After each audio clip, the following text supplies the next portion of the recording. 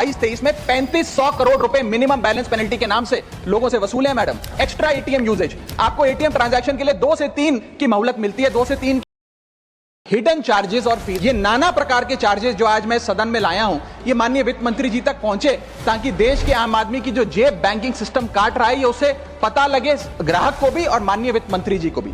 Minimum balance penalty, यदि आप न्यूनतम बैलेंस नहीं रखते हैं तो 100 से 600 रुपए प्रति माह बैंक आपका काट लेता है। इस चार्ज को लगाने के बाद बैंकों ने वित्तीय वर्ष 22-23 में 3500 करोड़ रुपए मिनिमम बैलेंस पेनल्टी के नाम से लोगों से वसूले हैं मैडम। एक्स्ट्रा एटीएम यूजेज, आपको एटीएम ट्रांजैक्शन के लिए 2 से 3 की मोहलत मिलती है, 2 से 3 की इजाजत मिलती है बैंकों द्वारा। अगर आप चौथा पांचवा ट्रांजैक्शन कर लें तो हर ट्रांजैक्शन पे 20 रुपए एटीएम चार्ज आपको देना पड़ता है। इनएक्टिविटी फी 100 से 200 रुपए सालाना। फिर बैंक स्टेटमेंट आप मंगवाते हैं तो बैंक स्टेटमेंट इशुएंस चार्जेस के नाम पर आपसे 50 से 100 रुपए लेता है। फिर आप कहते हैं हमें एसएमएस अलर्ट के माध्यम से मेरे बैंक के खाते में क्या आ रहा है उसकी जानकारी मिले, तो एसएमएस अलर्ट चार्जेस के नाम पर भी प्रति क्वार्टर 20 से 25 रुपए आपसे लिया जाता है। ऑनलाइन पेमेंट करेंगे एनईएफटी की तो ट्रांजैक्शन फी भी ली जाती है। जबरदस्ती आपको पहले लोन बेचते हैं और फिर उसके बाद लोन प्रोसेसिंग फी के नाम पर 1 से 3% लोन अमाउंट का काट लेते हैं। साधारण सा सिग्नेचर बदलवाना हो, नॉमिनी की डिटेल्स बदलवानी हो,